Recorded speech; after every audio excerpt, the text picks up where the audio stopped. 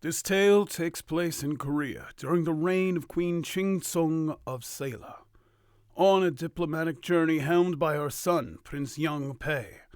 Preparing for a voyage by sea to Tang in China, Young Pei commissioned a great ship to be made, and staffed it with the finest staff a ship could have, and put aboard it 50 of the finest archers in the kingdom. The ship then set off when all were aboard and headed out into the sea. The journey was smooth sailing at first. Then, as the ship came near Dokdo Island, the weather suddenly turned. Waves battered the ship and winds assailed it, to the point where it was trapped in the tides about the island for several days. During these days, the prince spoke to a diviner on board to see what the problem was and why the ship refused to move. And it quickly became clear as the advisor foresaw that the deity living on the island was demanding homage, and he would cause the storm to abate once he received it. And needing to reach the tongue and wisely not wanting to anger a god, the crew made their way to the island, finding their journey strangely unmarred by the storm as they approached. As the ship reached shore, the entire crew unloaded onto this small island and found their way to a crystal-clear pond that sat undisturbed in the center. The prince, his vizier, and the ship's captain all paid homage to the waters of this sacred pond, but nothing seemed to happen right away.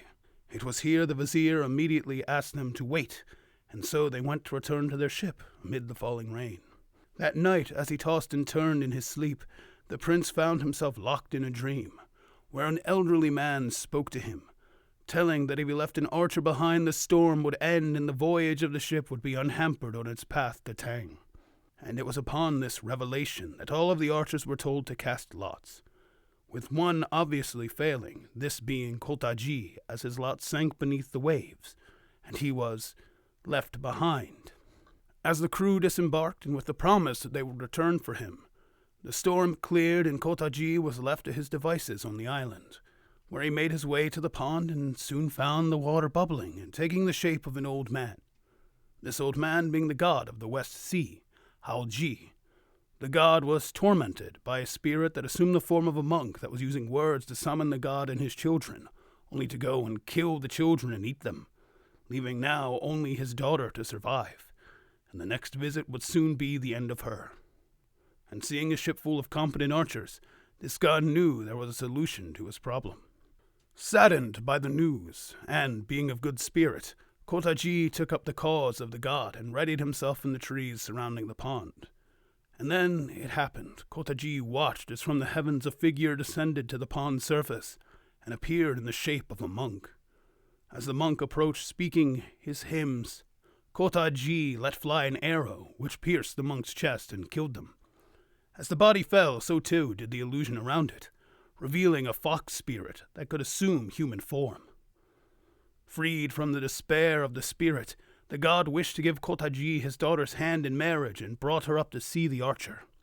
The pair quickly fell in love at first sight, and the agreement for their marriage was made, though the god did not want them to start a life on his island, as that is not a place for a married couple to begin their lives together.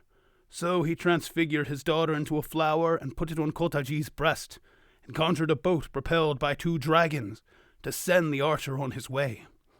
Upon returning to his prince, and then Tang, and then to the shores of Korea, Kot'aji and his wife would have a magnificent wedding ceremony and go on to live happily ever after. Thus is the story of Kot'aji.